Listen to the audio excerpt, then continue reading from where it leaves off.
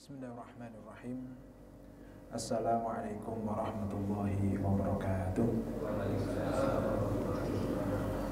Alhamdulillah wassalatu wassalamu ala rasulillah wa la hawla wa la quwwata illa billah.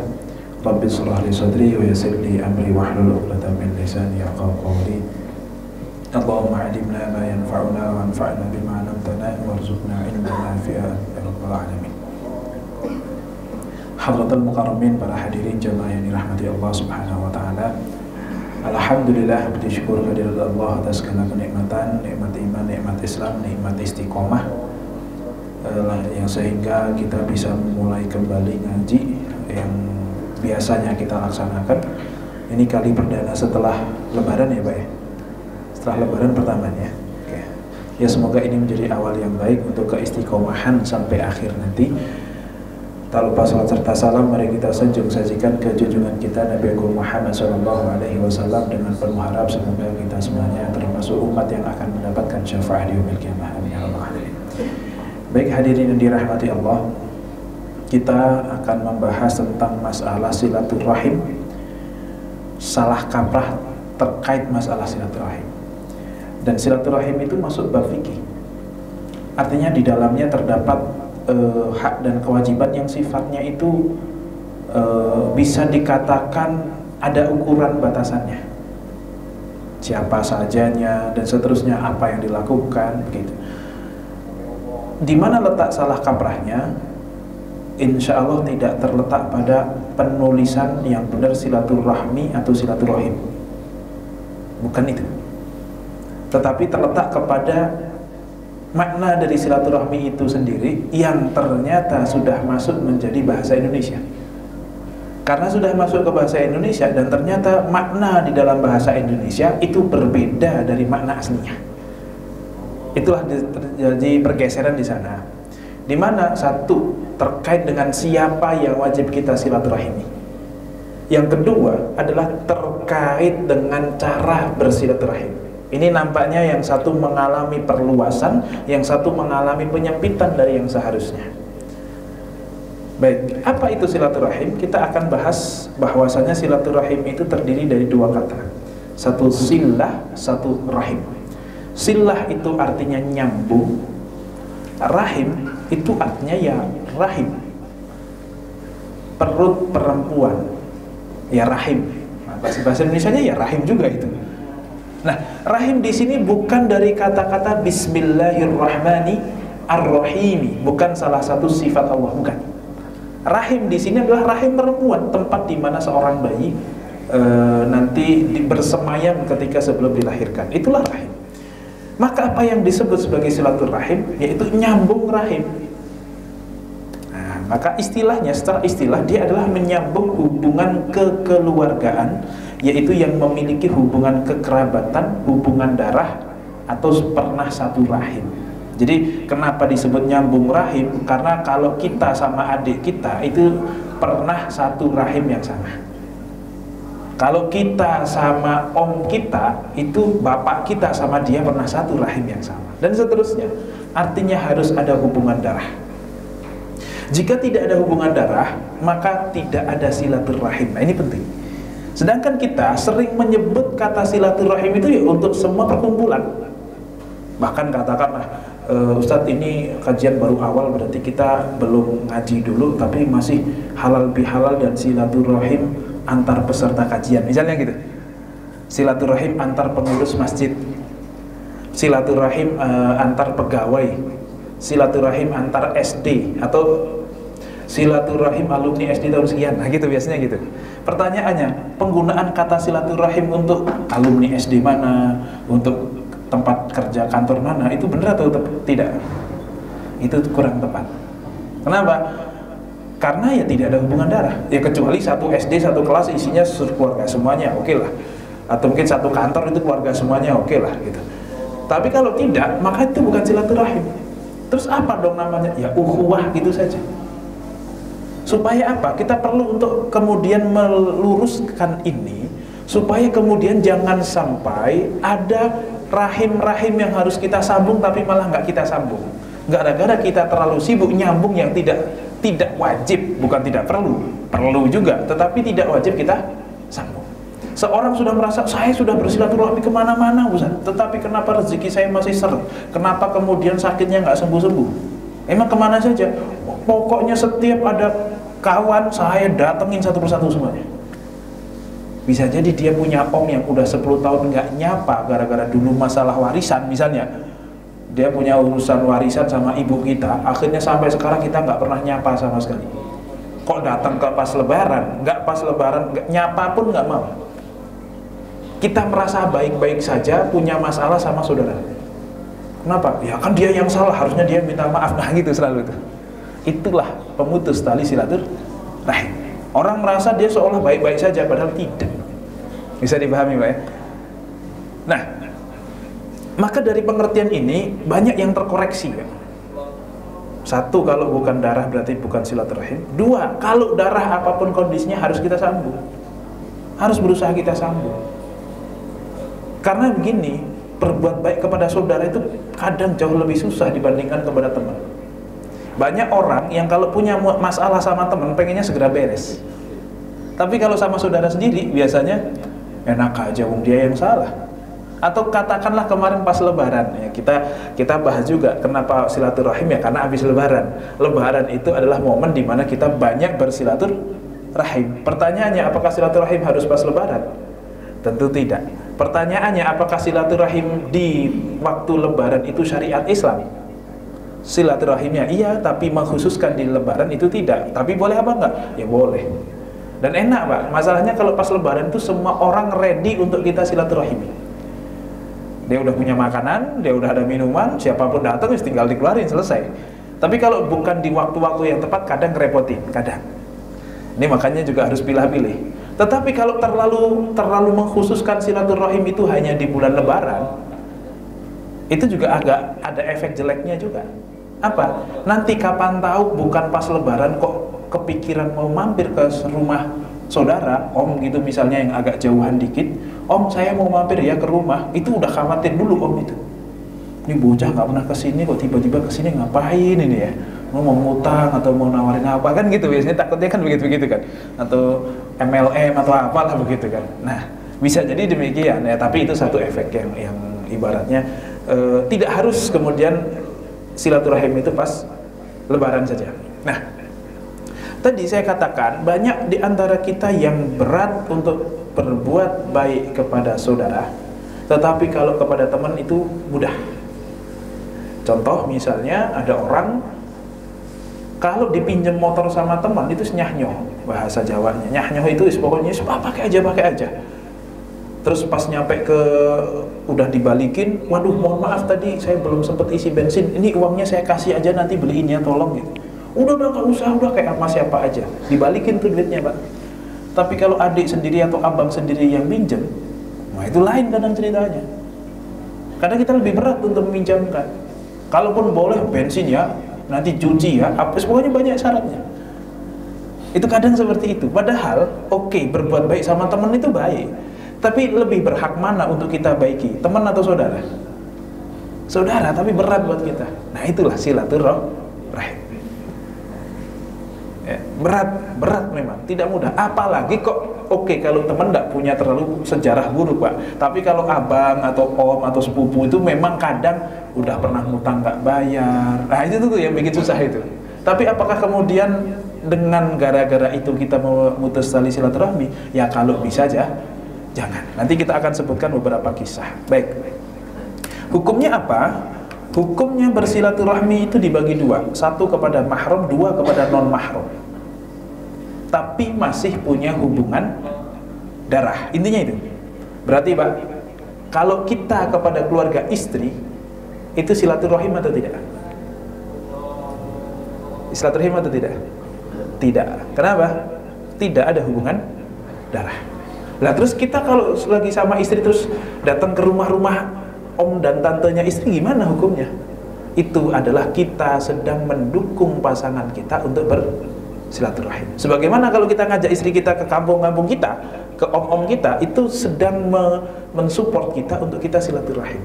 Dan itulah tujuan pasangan, untuk saling mensupport dalam kebaikan dunia dan akhirat, kan seperti itu. tapi hakikatnya tidak. Maka jangan sampai kemudian kita sama ibu mertua baik banget, deket banget, sama bapak mertua pun demikian, tapi sama ibunya sendiri, bapaknya sendiri malah agak kurang. Nah, ini perlu dikoreksi itu. Bukan kemudian yang sama ibunya, ibu mertuanya dikurangin, bukan, tetapi yang sini ditambahin berarti.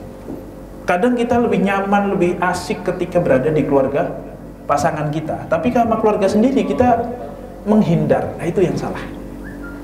Itu yang kemudian perlu diperbaiki. Makanya nanti salah kaprah ini agak-agak serius, karena nanti pemutus tali silaturahmi itu dosanya ya gede banget, dan penyambung silaturahmi itu pahalanya gede banget. Makanya menjadi penting nih untuk kita presisi di dalam menentukan caranya gimana, siapanya yang harus kita sambung, itu penting sekali.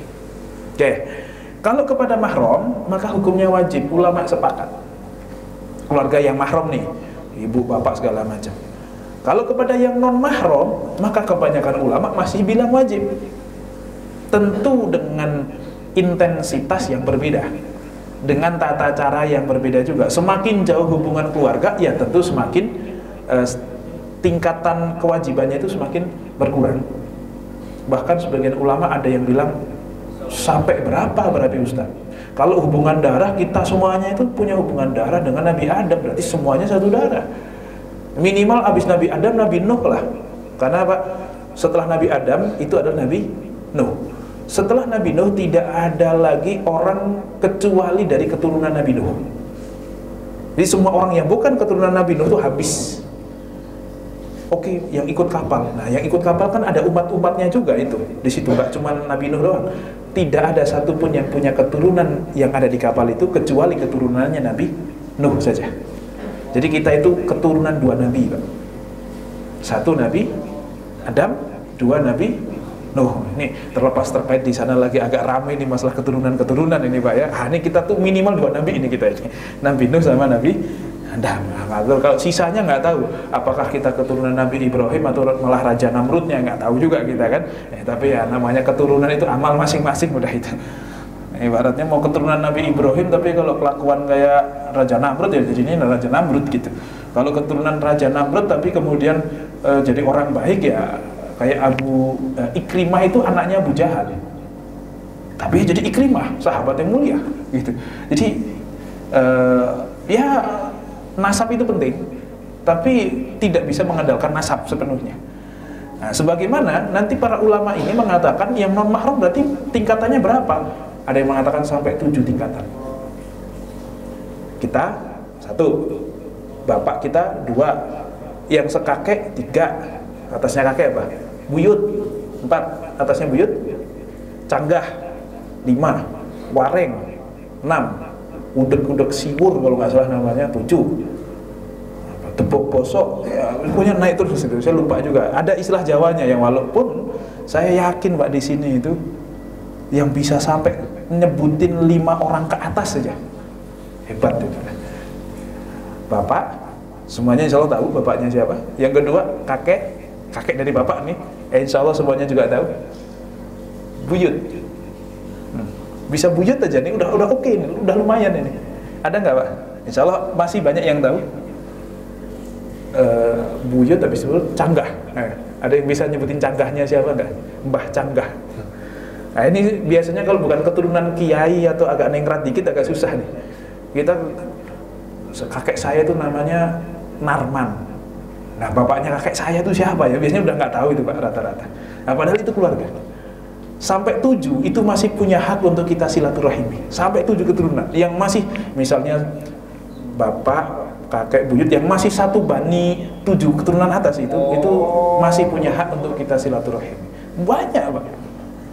Ya, tapi disitulah kemudian kita punya banyak potensi pahala juga. Karena begini, kenapa? Kalau kesenjangan terjadi di dalam tempat kerja, itu ya oke lah, tidak apa-apa lah. Ada cleaning service, ada supir, ada driver, kemudian ada pegawai, ada bos, ada pemilik. Itu kan senjang sekali itu Pak penghasilannya kan. Tapi tidak masalah karena memang ya masing-masing punya keahlian, ya sudah dihargai dengan keahlian itu. Atau mungkin satu kampung ada kesenjangan, ada yang kaya, ada yang miskin, oke lah. Bayangkan kalau satu kakek kok kesenjangan terjadi. Satu kakek nih, yang satu kaya banget, yang satu miskin banget. Ini jauh lebih memprihatinkan dibandingkan satu kampung tapi yang satu kaya, yang satu miskin. Ya meskipun pasti ada, maka minimal kalau sedarah meskipun agak ada kesenjangan tetapi tidak menyebabkan saling iri. Nah caranya gimana? Harus nyambung silaturahim tadi. Oke. Tapi Ustadz, saya malas banget kalau silaturahim kumpul-kumpul sama keluarga. Kenapa? Karena pasti emak saya yang suruh bersih-bersih karena kita paling miskin di antara yang ada. Kadang begitu. Nah ini juga perlu dikoreksi tuh begitu. Nah oke, ini yang mahram dan kepada non mahram. Siapa saja mahram? Insya Allah kita sudah hafal. Pertama yang ibu kita, ya, kita wajib silaturahmi kepada ibu bapak kita. Bahkan dalam banyak hadis ibu baru bapak. Artinya silaturahim ke ibu itu 3 kali lipat dibandingkan kepada bapak. Bukan kemudian ibunya harus ada 3, bapak 1, bukan gitu ya. Ya kalau itu ustadz aja berat, apalagi yang bukan ustadz kan gitu kan ibaratnya gitu.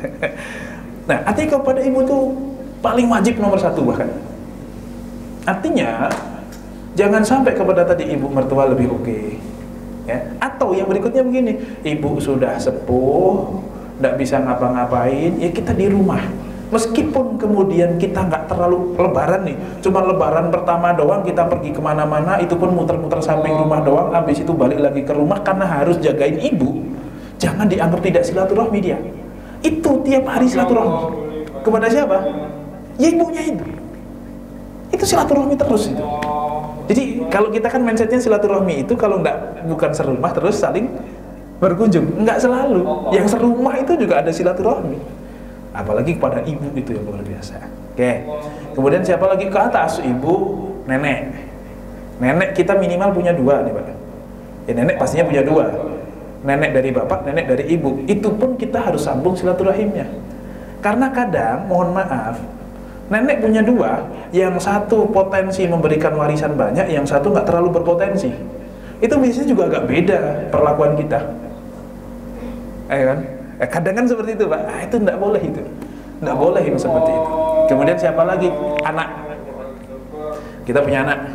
Semua anak punya hak silaturahim yang sama. Jangan beda-bedakan. Oh yang ini nurut, yang ini bandel tapi sering ngasih, yang ini udah bandel nggak pernah ngasih. Nah, misalnya begitu, ini pokoknya paling bontot, paling disayang. Oke. Jenengan sebagai orang tua pasti punya kecenderungan kepada salah satu anak, pasti itu. Tapi tolong jangan dinampakkan. Cukup kita aja yang tahu dalam hati dan berusaha untuk ya tetap ini anak saya, yang ini juga anak saya dan seterusnya. Harus punya kepedulian itu. Harus disamakan karena tidak semua anak itu kemudian pastinya sama, tetapi semua anak itu punya hak yang sama. Harus kita silaturahimi semuanya. Apalagi ngomongin yang wajib-wajib, nafkah apa segala macam, ya sama. Minimal proporsional, perhatiannya sama, ingin kebaikan kepada semuanya dengan porsi yang sama dan seterusnya. Selain anak siapa? Cucu ke bawah. Insya Allah kakek ke cucu itu aman. Rata-rata akan sayang itu. Tapi ke cucu yang mana? Cucu dari anak pertama, yang kebetulan bapaknya sering ngasih duit misalnya. Cucu anak yang kedua kebetulan tinggal serumah, emaknya pun tinggal serumah, ya. Bapaknya tinggal serumah, yang anaknya dia adalah bapaknya. Misalnya, dia punya anak laki-laki, tinggal serumah, istrinya dibawa tinggal di rumah. Itu biasanya beda itu. Antara cucu yang kemudian tinggal di luar sama tinggal di rumah, itu beda itu. Biasanya begitu. Ya pasti ada bedanya, tapi tolong jangan dinambah. Jangan kemudian nampak sekali dibedakan. Kebetulan yang di rumah itu ya udah numpang, kehidupannya masih numpang emaknya itu, gitu kan ya. Terus menantunya juga agak nggak cocok katakanlah. Berat banget Pak bikin jadi serumah antara ibu dengan istri, itu satu hal yang tidak mudah. Kalau yang bisa itu hebat betul itu. Hebat dua-duanya gitu. Makanya sebaiknya kalau itu jangan. Lebih baik mertua seorang laki-laki yang numpang di rumah mertuanya itu jauh lebih aman dibandingkan perempuan disatukan sama ibunya. Itu luar biasa susah itu. Oke, tapi intinya itu cucu-cucu juga sama kan. Jangan kemudian dibedakan. Oh ini bapaknya sering ngasih duit, yang ini nggak terlalu, yang ini oke, yang jangan. Semuanya disamakan. Terus siapa lagi? Saudari. Baik saudari kandung, seayah seibu, atau saudari yang seibu saja, beda bapak. Atau mungkin saudara-saudara yang beda ibu satu bapak. Ini juga berat nih Pak. Apalagi dulu bapak pernah punya sejarah nikah lagi tanpa minta izin, minta maaf doang, ketahuan punya anak. Pokoknya ketahuan nikah lagi punya anak. Itu biasanya rival betul tuh sama anak dari keluarga, dari album yang sana lah gitu. Nah, katakanlah ini album pertama, itu album kedua. Anak dari album kedua itu jadi rival anak dari album pertama itu. Padahal mereka tuh saudara satu bapak. Apalagi bapaknya meninggal, harta rebutan, warisan segala macam. Wah, kira-kira bapaknya di sono yang udah meninggal sedih nggak Pak melihat anak-anaknya udah berantem? Padahal anaknya dia semuanya, meskipun dari istri yang berbeda. Nah, inilah, maka pelajarannya adalah kalau mau nikah lagi minta izin lah, jangan pakai minta maaf gitu, karena biasanya minta maaf berakhirnya nggak bagus. Tapi kalau minta izin, kecuali kok minta maaf dulu tapi bisa dipastikan habis itu baik-baik saja, ya monggo silahkan gitu. Silahkan dicoba, dipraktekkan, kalau berhasil bisa cerita ke yang lainnya kan gitu ya. Tipsnya apa gitu. Oke, kurang lebih seperti itu saudara-saudara. Kemudian siapa lagi? Om dan tante dari pihak bapak, saudara-saudaranya bapak, itu semuanya mahram dan itu wajib kita sambung silaturahim. Sama halnya dengan om dan tante dari pihak ibu, sama. Tapi sekali lagi di sini pun sering terjadi kesenjangan. Oh, kalau sama keluarganya bapak kita, oh ya Pak De, oh ya Bude, oh ya Pak Le gitu. Tapi kalau sama keluarganya ibu agak jangkah, agak kurang ajar dikit. Gampangnya minimal kita bawa mobil, kalau om yang si om ini numpang ke mobil kita, dia duduknya di depan.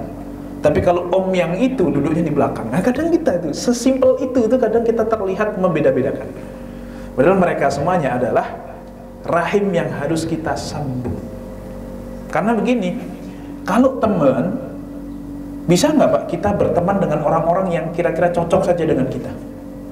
Bisa, kita pilih-pilih teman itu. Kalau nggak terlalu cocok ya ganti, pilih apa, nggak usah terlalu sering deket gitu. Tapi kalau om dan tante, kakak, adik, bisa nggak kita pilih? Nggak bisa ya, kita udah lahir pokoknya jadi ponakan dia. Meskipun di antara yang ada itu kadang ada satu, ada aja itu satu entah dua yang agak ngerepotin, yang agak rewel, yang agak toksik, ada aja. Tapi ya itulah silaturahim. Tidak mudah karena pahalanya besar. Kemudian keponakan, kita punya keponakan juga demikian, ya, keponakan. Terus siapa lagi? Nah, kadang Pak sepupu misalnya. Pas Lebaran apalagi ini penyakitnya datang adalah, kamu kenapa nggak ke tante yang itu? Lawang anak-anak mereka saja nggak mampir ke ibu, ngapain kita ke sana? Biasanya gitu. Itulah yang kemudian melakukan silaturahim hanya membalas, tidak murni benar-benar penyambung.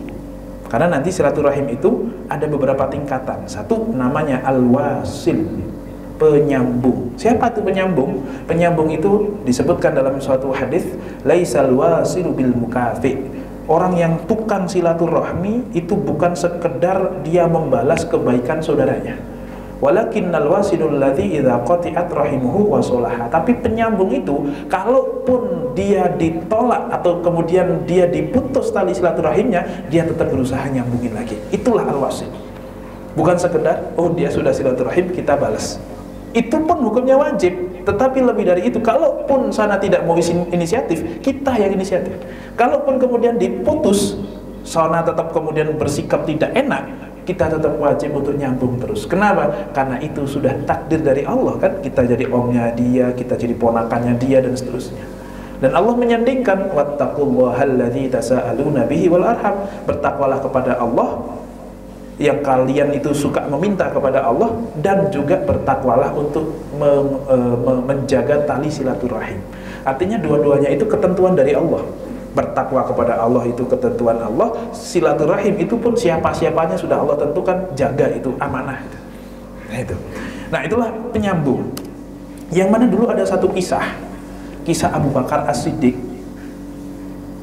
yang punya anak bernama Aisyah. Aisyah itu istri Rasul. Aisyah ini pernah dituduh berzina. Oleh siapa? Oleh gembong munafik namanya Abdullah bin Ubay bin Salul. Kenapa kok dituduh berzina? Karena memang Aisyah itu pernah suatu ketika ketinggalan. Pas lagi perang, pas pulang, Aisyah itu ke toilet. Pas ke toilet, para penjaganya, ajudannya tahu. Terus Aisyah balik ke ontanya dia, yang ontanya itu ada kotak-kotakan itu loh.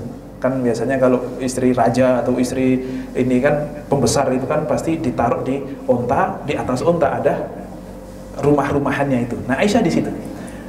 Aisyah balik ke situ. Artinya para penjaga udah lihat, oh Aisyah udah balik.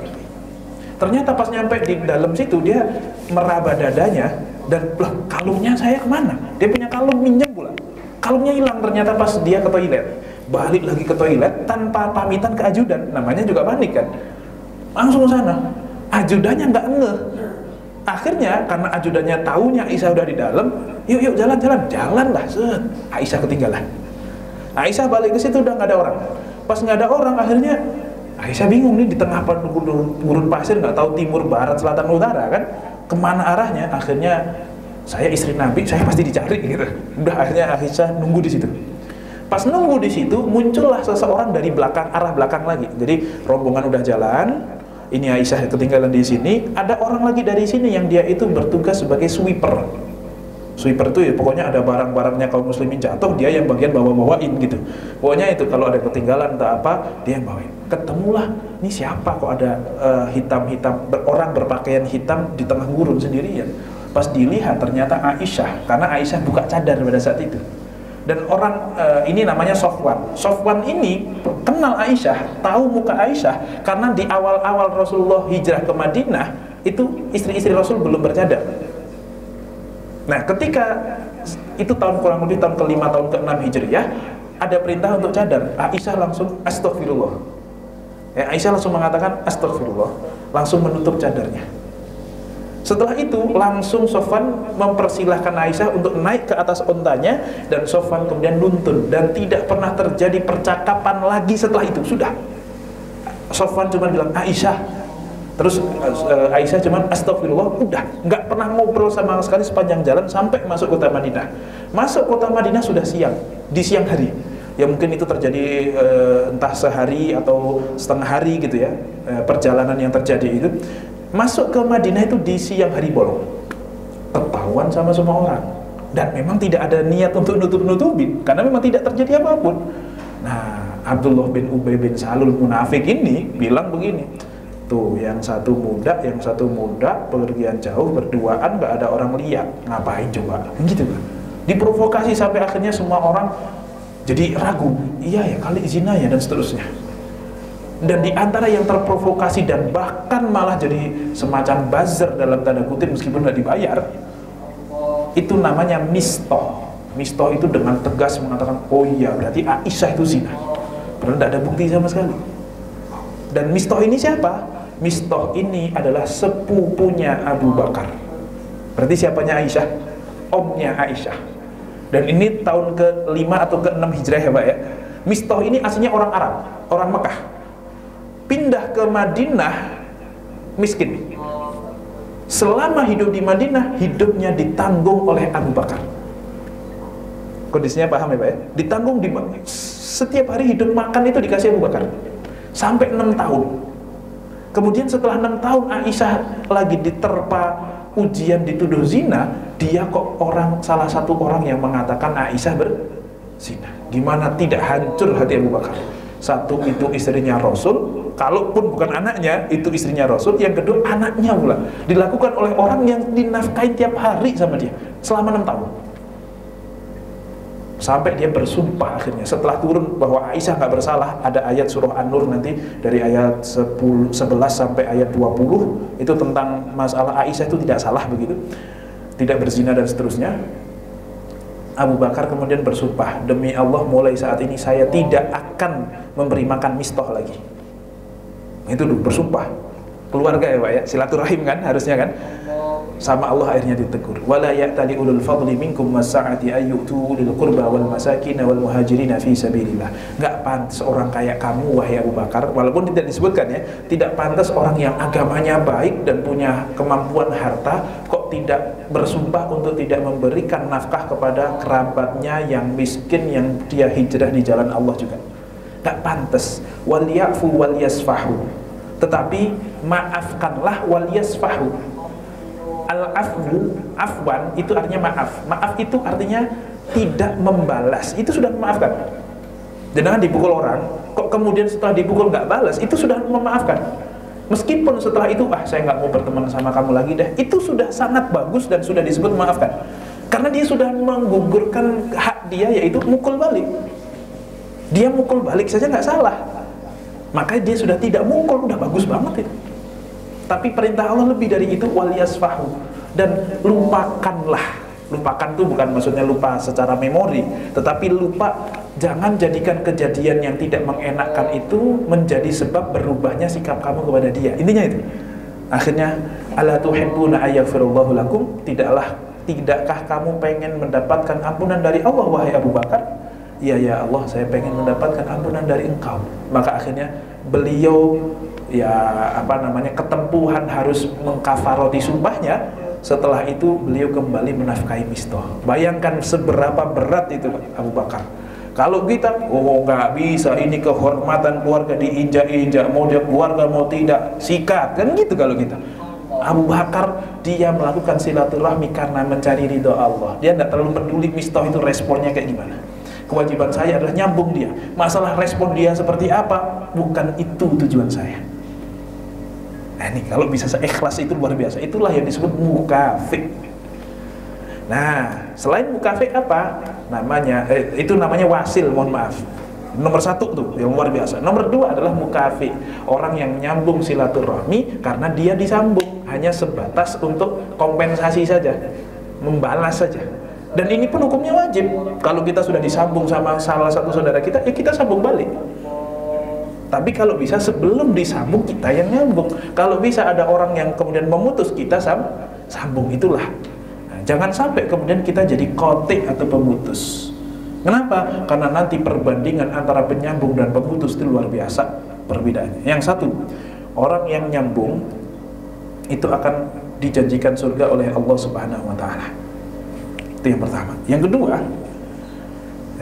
berdasarkan satu hadis, Abu Ayyub Al-Ansari pernah nanya Rasul, "Ya Rasul, amalan yang bisa memasukkan saya ke surga apa?" Rasul cuma menjawab begini, "Ta'budullaha wa la tusyriku bihi syai'an." Kamu nyembah Allah, jangan mensekutukan. Sholat 5 waktu paling penting. Tahajud atau enggak tahajud itu ya sekedarnya semampunya. Qobliyah ba'diyah ya semampunya. Jamaah apa enggak jamaah ya semampunya. Yang penting sholat 5 waktu enggak mensekutukan Allah. Wa tuqimus shalah, dan menjalankan sholat 5 waktu itu. Wa tu'tiyaz zakah, dan bayar zakat kalau memang kamu wajib. Yang terakhir, wa tasilur rahim, dan lakukanlah silaturahim. Dah itu aja, bikin masuk surga itu. Ibaratnya nggak terlalu yang sering ngaji, sering apa, tapi melakukan yang inti-inti, masuk surga ada. Nah ini, jadi masuk surga itu sebenarnya gampang. Apalagi kok kemudian kunci surga itu sudah dikasih tahu kan ke Rasulullah, oleh Rasulullah kan, miftahul jannah la ilaha illallah, kan gampang itu. Itu ibaratnya kayak ujian, kita sudah dikasih kunci jawabannya. Masa iya nggak masuk, masa nggak lulus kan gitu. Padahal pintu surga, pintu neraka itu kemudian nggak dikasih tahu kan, pintu neraka adalah ini kan enggak. Tapi kenapa kok kemudian kita malah banyak yang kecenderungan mau masuk ke sana kan gitu. Nah, ini makanya jangan sampai. Kemudian yang berikutnya, umurnya akan dipanjangkan, rizkinya akan dilapangkan. Man sarrahu an yubsata lahu fi rizkihi, barang siapa yang pengen rizkinya dilapangkan, wa an yunsa'alahu fi atharihi, pengen usianya dipanjangkan, falyasil rahimahu, maka sambunglah silaturahmi. Hadis riwayat Bukhari Muslim. Nih Pak, mungkin kalau kita kok kemudian melihat ada seorang bocah, misalnya kakak adik berlima, nomor 1 sama 4 sibuk kerja, nomor paling bontot itu cuma di rumah saja jagain emaknya yang masih yang sudah sakit, sudah sepuh, yang masih hidup. Itu biasanya nanti emaknya meninggal, si anak ini paling melejit. Kenapa? Ya dia udah silaturahmi sekian lama, yang mana abang-abangnya enggak. Nah ini bisa jadi karena seperti itu. Atau sebaliknya, perasaan gaji saya makin banyak, tapi kenapa kok semakin kurang? Justru semakin butuh utangan gitu. Padahal gaji saya semakin banyak. Atau sakit udah kok nggak sembuh-sembuh. Itu kenapa? Cek, bisa jadi ada silaturahmi yang belum kita selesaikan, yang masih ada masalah. Bisa jadi seperti itu. Ini makanya penting sekali. Nah, kemudian apa lagi? Itu adalah bukti keimanan. Man kana yu'minu billahi wal yawmil akhir falyasil rahimahu. Barang siapa beriman kepada Allah dan hari akhir, sambunglah tali silaturahmi. Itu bagi yang nyambung. Pemutus seperti apa? Satu, janjikan neraka. La yadkhulul jannata qati'un. Tidak masuk surga orang yang memutus tali silaturahim, apapun sebabnya. Oke, kalau kita punya masalah, kita punya hak, dia merampas hak kita, oke, kita silaturahimi dengan cara apa? Dengan cara bukan kemudian kita amar ma'ruf nahi munkar, kayak gitu tuh enggak boleh. Kita ini dan seterusnya. Jangan kemudian kita menghalalkan sesuatu yang ibaratnya dia mengambil hak waris kita. Ya kita cukup ambil yang memang hak kita saja, jangan melakukan lebih dari itu. Bahkan kalau bisa malah ya amar ma'ruf nahi munkar. Ya saya itu sayang betul sama kamu. Saya itu nggak pengen kita di dunia bareng saudara, kok kemudian di akhirat yang satu di surga satu neraka, kan nggak enak kayak gitu. Wis saya pengennya kita masuk surga bareng. Ya udahlah kalau memang ini kamu pengen ya wis enggak apa-apa. Tapi ngomongnya baik-baik kita. Katakanlah begitu ya. Wah, itu luar biasa itu. Calon penghuni surga udah itu. Kemudian akan ada laknat dan seterusnya, nanti di surah Muhammad disebutkan. Kemudian yang berikutnya ciri-ciri orang fasik. Yang keempat, orang yang memutus tali silaturahim itu akan dihukum di dunia tanpa mengurangi hukumannya di akhirat. Dalam sebuah hadis riwayat Abu Dawud dikatakan, tidak ada dosa yang lebih pantas untuk hukumannya itu disegerakan di dunia tanpa mengurangi hukuman dia di akhirat kelak, melebihi dua hal. Satu, prostitusi. Dua, pemutus tali silaturahim. Makanya kita sering lihat banyak orang yang suka menyia-nyiakan orang tuanya, bapaknya, saudaranya. Itu biasanya habis itu apes hidupnya. Habis itu kena karma instan. Mau muslim mau nggak muslim, sama itu. Ya, jadi dan banyak sebaliknya, non muslim pun yang nyambung silaturahmi kemana-mana, biasanya hidupnya enak.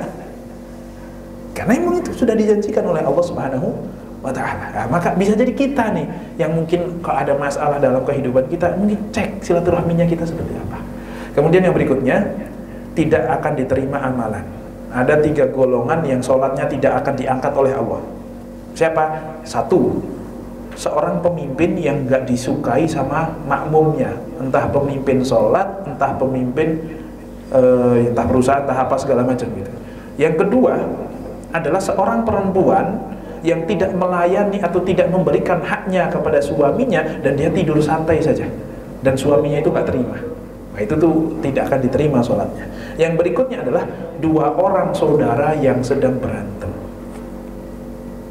Ini Pak, jadi kita 10 tahun punya masalah sama saudara kita, nggak tegur siapa, diem-dieman, maka 10 tahun juga sholat kita nggak diterima. Padahal tahajud, udah rajin, duha nggak pernah ketinggalan, ngaji di mana-mana, baca Quran sehari 2 juz misalnya, nggak keterima kalau masih punya masalah dengan saudara. Kemudian yang berikutnya, tidak mendapatkan bonus ampunan. Dalam suatu hadis riwayat Muslim dikatakan, pintu surga tuftahu yaumal itsnaini wa yaumil khamis. Pintu surga dibuka setiap hari Senin sama hari Kamis.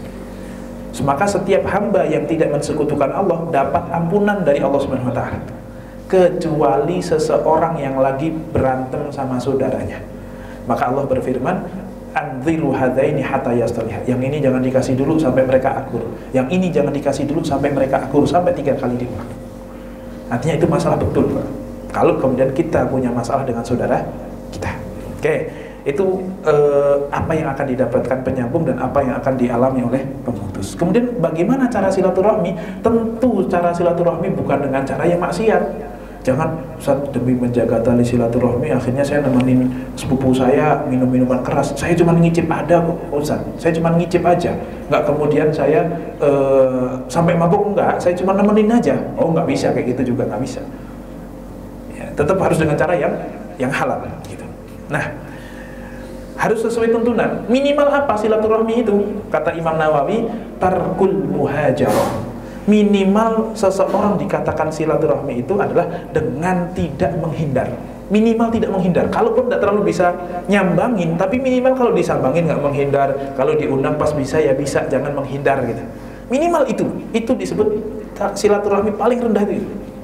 Di luar itu apa? Banyak. Ulama mengkategorikan menjadi 3 hal. 1 perbuatan, 2 ucapan, 3 harta. Perbuatan apa saja contohnya? Ya saling berkunjung. Itu hanya salah satu, Pak. Tidak hanya berkunjung. Yang kedua apa? Menjenguk ketika sakit. Itu juga silaturahim. Takziah, menghadiri undangan, merawat ketika sakit. Wah, ini berat loh, Pak.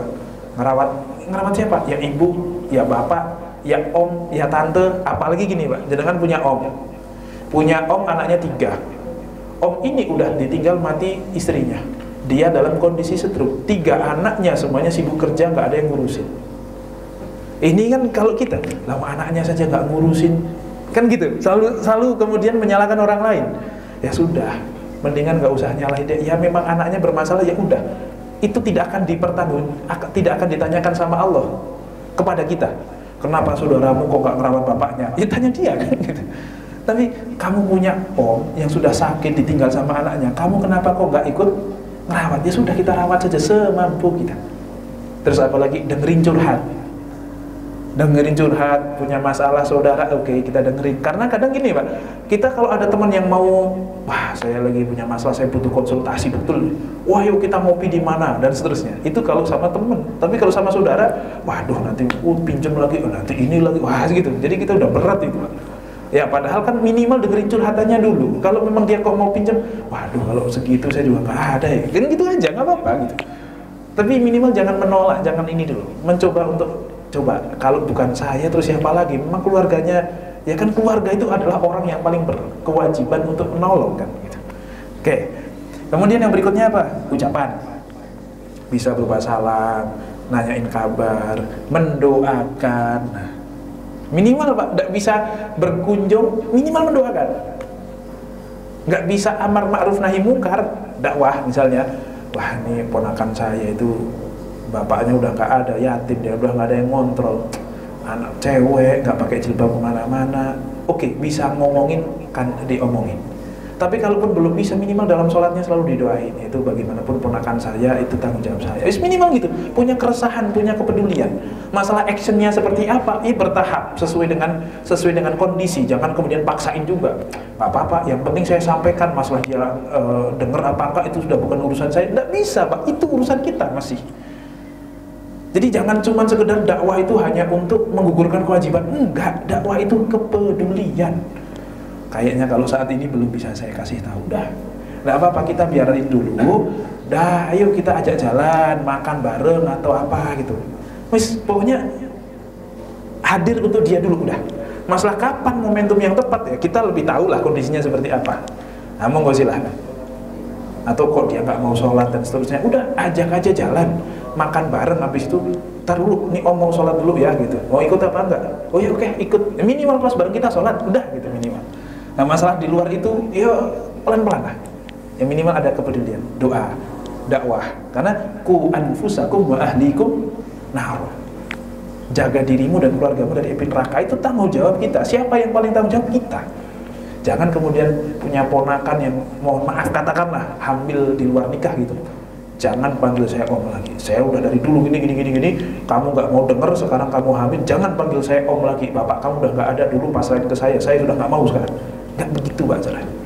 Ya marah nggak apa-apa lah, marah gitu ya. Tapi, aduh, bagaimanapun dia ponakan saya, berat pasti gitu kan. Oke, mungkin saya juga pasti malu segala macam, tapi bukan itu. Saya lebih sedih kalau kamu itu kok seperti ini dibandingkan saya malu sama orang. Oke, saya malu sama orang, bisa saya nggak peduli udah. Tapi kalau kamu saya nggak peduli, kamu dalam kondisi seperti ini, saya tetap berkewajiban. Ya marah sih marah, tapi ya tetap harus ada kepedulian, harus dirangkul dan seterusnya. Jangan kemudian silahkan keluar sana, saya udah nggak peduli. Nggak seperti itu caranya. Oke, kemudian yang berikutnya apa? Harta. Harta itu ya nafkah. Kalau kepada anak istri hukumnya wajib, terutama kepada istri itu wajib. Apapun kondisinya wajib kecuali satu hal. Jika istri bilang, mas nggak usah nafkahin saya lagi, saya udah ada penghasilan, udah kamu fokus nafkahin anak kamu saja. Ya anak kamu itu anak kita gitu maksudnya. Tapi kalau saya udah kerja, saya udah, bahkan malah duit saya kita pakai bareng-bareng. Tapi kalau selama tidak ada kata-kata itu, meskipun istrinya kaya, suami wajib nafkahin. Apapun kondisinya. Kenapa? Karena kita ngambil istri itu atas komitmen, atas pilihan kita, bukan karena takdir. Beda sama anak dan ibu. Kita lahir dari ibu yang ibu kita, itu pilihan siapa? Pilihan Allah. Kita punya anak-anak kita yang sekarang itu pilihan siapa? Pilihan Allah. Tapi kalau istri pilihan siapa? Pilihan kita. Walaupun hakikatnya pilihan Allah, tapi kan kita yang memilih dia. Nah, ini beda. Maka untuk anak itu kapan wajib nafkah? Yaitu jika dia butuh. Kalau dia sudah tidak butuh, sudah tidak wajib. Bahkan seorang bapak boleh, nak kamu udah balik cari duit sendiri, udah boleh. Kalau kepada orang tua itu prioritas nomor 3 berarti. Nomor 1 itu diri sendiri, nomor 2 istri, nomor 3 anak, nomor 4 orang tua jika membutuhkan. Kalau tidak membutuhkan juga tidak. Maka kalau istri dulu atau ibu dulu kalau nafkah? Istri dulu. Tapi kalau punya duit banyak, misalnya gini, seseorang punya gaji 3 juta hidup di Jakarta, anaknya 3 dan di Jakarta semuanya, misalnya ngontrak, kira-kira bijak nggak kalau dia ngasih ibunya gaji 3 juta? Enggak Pak, istri dulu belum beres itu. Tapi kalau gajinya dia 30 juta, kehidupan untuk istri dan anaknya 10 juta cukup, yang 20 juta itu hak siapa? Hak suami. Kalau dia mau ngasih ibunya semuanya boleh apa enggak? Nah, istri nggak boleh protes, kamu sudah dapat hak kamu. Tapi kalau untuk urutan di saat sempit, istri nomor 1. Salah kalau langsung ngasih ibu. Istri berhak protes itu. Jangan dikatakan istri durhaka kepada ibu. Kok anak mau durhaka bakti sama ibunya, kok masa tidak boleh? Kok masa dihalang-halangin sama istrinya? Ya memang gajinya 3 juta hidup di Jakarta di bawah semuanya, ya salah itu suaminya. Tapi kalau gajinya 30 juta, 10 juta buat istri cukup, ya yang 20 jangan kemudian dihalang-halangi, ya gitu. Jadi harus sesuai dengan urutan prioritas. Kemudian apalagi